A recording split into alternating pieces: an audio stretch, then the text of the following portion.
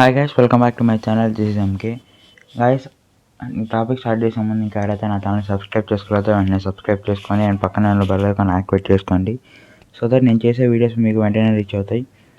ఇప్పటిదాకా అయితే నేను జేఎన్టీయూకి R19 ప్రాబబిలిటీ స్టాటిస్టిక్స్కి సంబంధించిన ప్రతి ఒక్క చాప్టర్కి వీడియో అయితే చేయడం జరిగింది. So until first unit to fourth unit అయితే కంప్లీట్ వీడియో చేయడం జరిగింది. అవన్నీ కింద నా ప్లేలిస్ట్లో ఉంటాయి అండ్ ఎండ్ స్క్రీన్ అండ్ కార్డ్స్లో కూడా డిస్ప్లే చేస్తాను. Go and have a look in. So guys, ఇది వచ్చేసరికి ఫార్మల్ లాంగ్వేజ్ ఆటోమేటా థియరీ అనమాట, ఫ్లాట్. సో ఇది మనకు చాలా ఇంపార్టెంట్ సబ్జెక్ట్, ఎందుకంటే ఇది కొద్దిగా క్లమ్జీ సబ్జెక్ట్ అండ్ దీనికి కంటిన్యూషన్ కూడా కంపేర్ డిజైనింగ్ అని చెప్పేసి మనకి JNTUK 2.2 అయితే ఉంది. ఇంపార్టెంట్ టాపిక్, మార్క్స్ గెయిన్ చేసుకోవడం ఈజీ బట్ కొద్దిగా క్లమ్జీ, అర్థం చేసుకోవడానికి కష్టం. సో సింపుల్గా అయితే ఎక్స్ప్లెయిన్ చేస్తాను, దీనికి కావాల్సిన బేసిక్స్ అయితే ఎక్స్ప్లెయిన్ చేస్తాను. సో దీన్ని పార్ట్ 1గా కన్సిడర్ చేసుకుందాం. అండ్ ఇంకా ఎవరైతే నా ఛానల్ సబ్స్క్రైబ్ చేసుకోలేదో సబ్స్క్రైబ్ చేయండి. Needed your support so much and like, share and కింద ప్లేలిస్ట్లో వీడియోస్ కూడా ఉంటాయి. Go and have a look.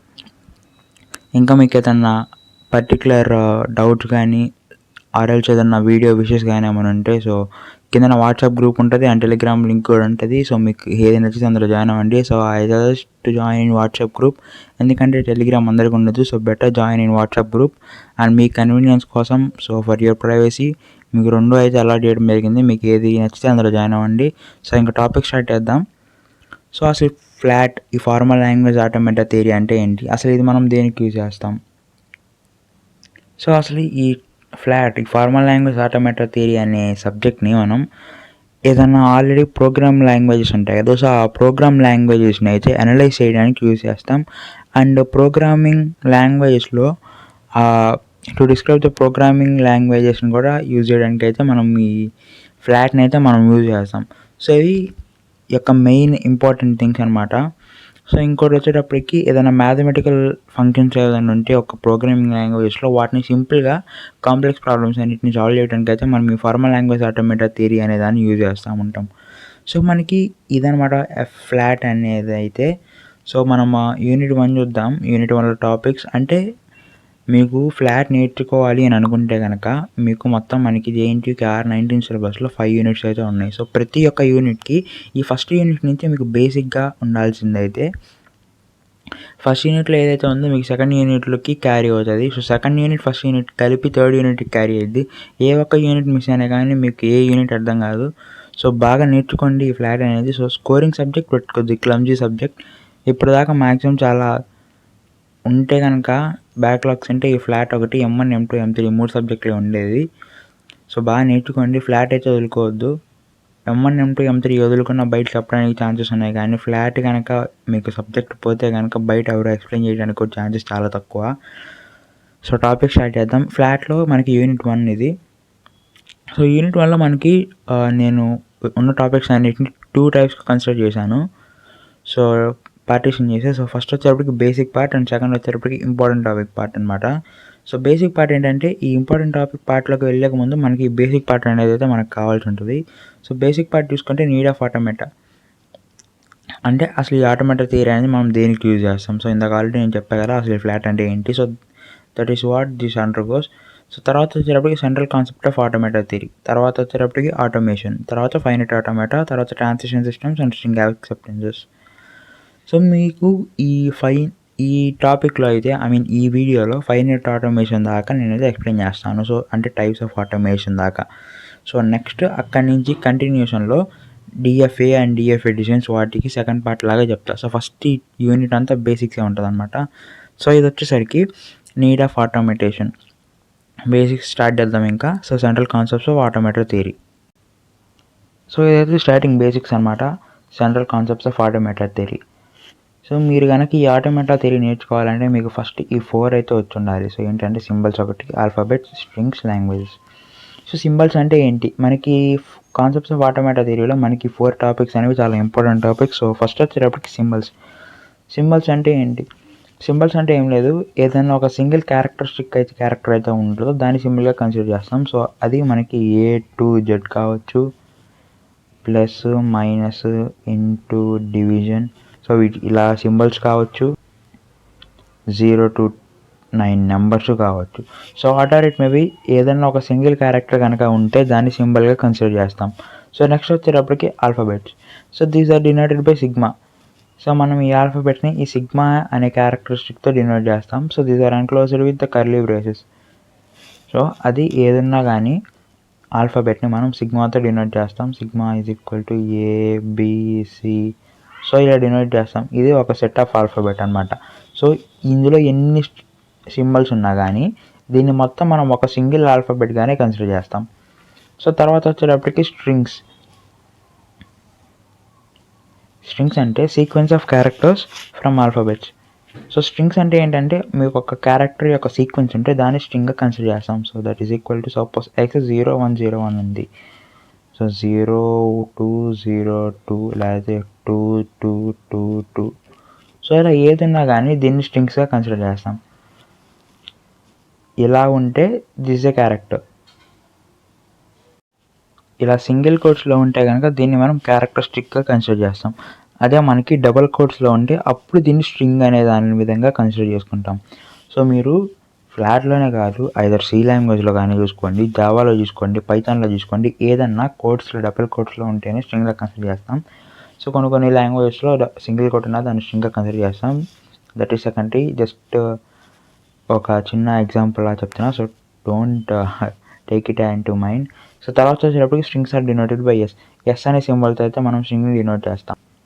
So next వచ్చేసరికి లాంగ్వేజెస్. సో లాంగ్వేజెస్ ఏంటంటే ఒక సెట్ ఆఫ్ స్ట్రింగ్స్ అన్నిటిని కలిపి ఒక లాంగ్వేజ్ లాగా మనం డిటర్మైన్ చేసుకుంటాం. So set of strings is called as a language. So ఎలా అంటే so sigma is equal to A. So ఇలా ఇది ఒక సెట్ ఆఫ్ స్ట్రింగ్స్ అనమాట. సో ఈ సెట్ ఆఫ్ స్ట్రింగ్స్ని లాంగ్వేజ్ అనుకుంటాం. సో లాంగ్వేజ్ని మనం ఎల్తో డినోట్ చేస్తాం. సో సింబల్ని మనం సిగ్మాతో ఆల్ఫాబెట్ని సిగ్మాతో డినోట్ చేస్తాం, లాంగ్వేజ్ని ఎల్తో డినోట్ చేస్తాం, అండ్ స్ట్రింగ్ని ఎస్తో డినోట్ చేస్తాం. సో ఇది గుర్తుపెట్టుకోండి. సో మీకు రాను మీకు బాగా యూజ్ అయ్యేటువంటి కోడ్స్ ఇవి, అంటే సింబల్స్ ఇవి. So language are denoted by L. తర్వాత null strings denoted by epsilon. Length of the strings indicates mod x. So దీన్ని mod x అంటాం. సో దీన్ని ఎప్సిలాన్ అంటాం. సో ఇవన్నమాట. ఇవి వరకు మనకి చాలా basic and more important concepts అనమాట. బాగా గుర్తుపెట్టుకోండి వీటిని అండ్ బాగా మెమరైజ్ చేసుకోండి. సో నెక్స్ట్ టాపిక్ వచ్చేసరికి మనకి ఆటోమేషన్.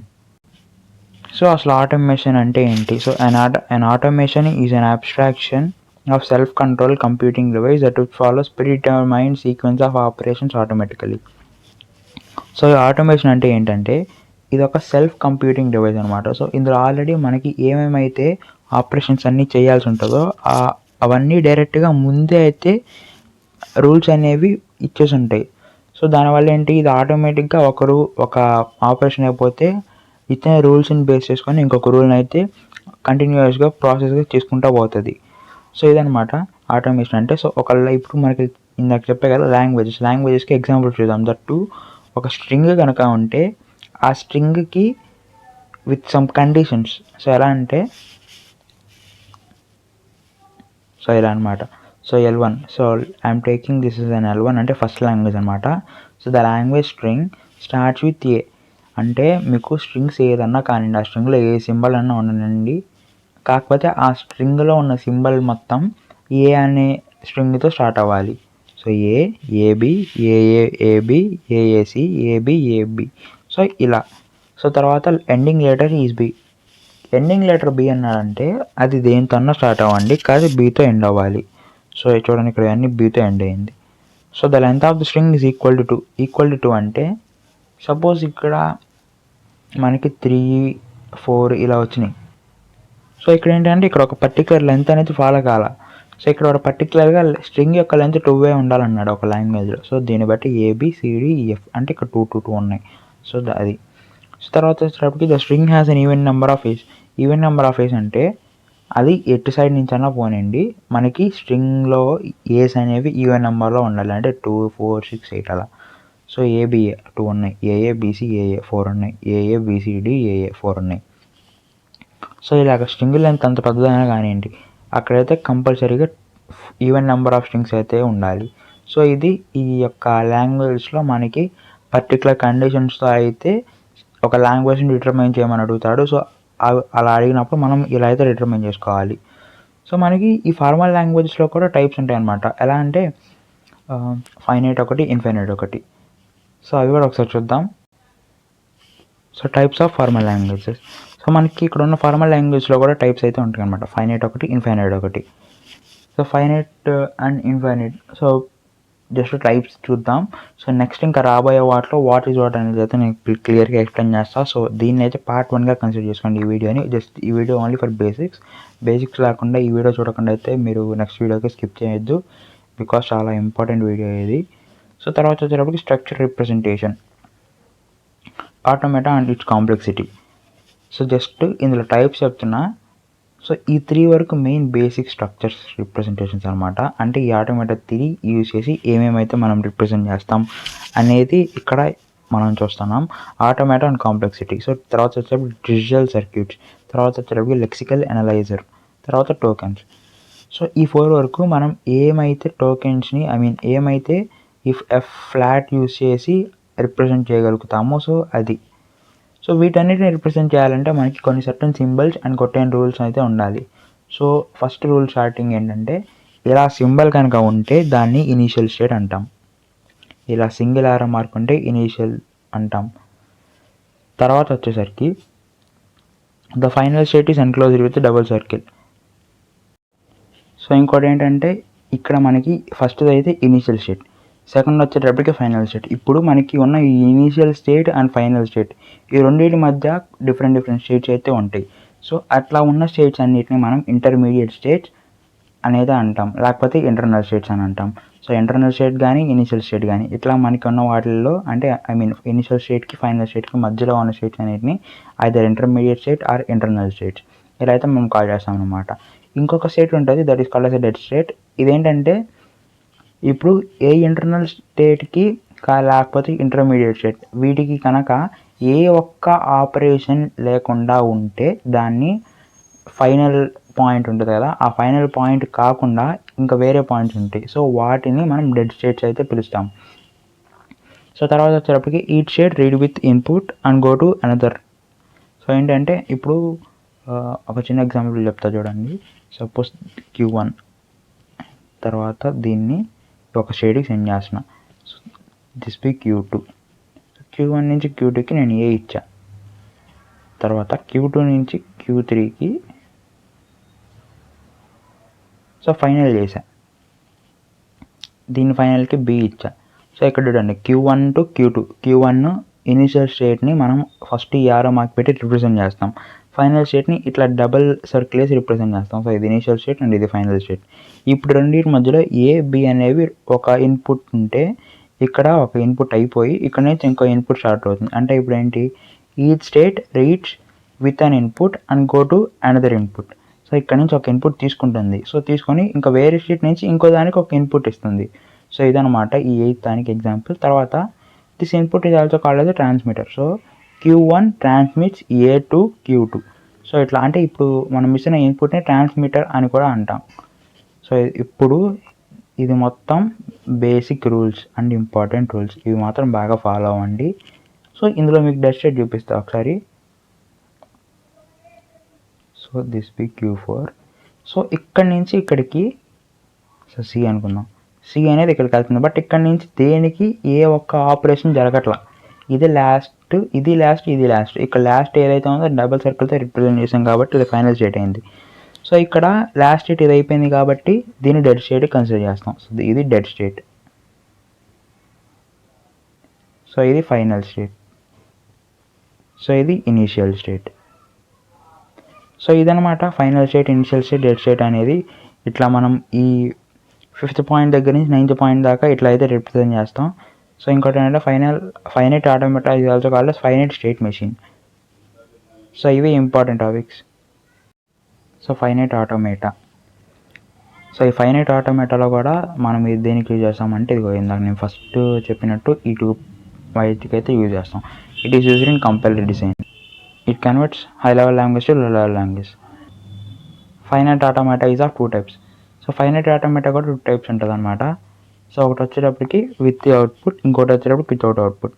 సో విత్ అవుట్పుట్ని మీలే అండ్ మోరే మెషిన్స్గా కన్సిడర్ చేస్తాం. అండ్ వితౌట్ అవుట్పుట్ కూడా 3 టైప్స్ డివైడ్ అయ్యి ఉంటాయి, డిఎఫ్ఏ, ఎన్ఎఫ్ఏ, ఈఎన్ఎఫ్ఏ. సో ఇక్కడ వరకు పార్ట్ 1. సో ఇదైతే బేసిక్స్, బాగా నేర్చుకోండి ఇవి. సో ఈ వీడియో కనుక మీకు నచ్చినట్టయితే లైక్ చేయండి, షేర్ చేయండి, సబ్స్క్రైబ్ చేయండి. Thank you so much for watching this video. So next video అయితే కంటిన్యూషన్ ఉంటుంది దీనికి. నెక్స్ట్ వీడియోలో డిఎఫ్ఏ, ఎన్ఎఫ్ఏ అండ్ ఈఎన్ఎఫ్ఏ ఈ 3 కలిపి చెప్తాను నెక్స్ట్ వీడియోలో. సో వీడియోని లైక్ చేయడం, షేర్ చేయడం, సబ్స్క్రైబ్ చేసుకోవడం మర్చిపోకండి. Thank you so much for watching the video.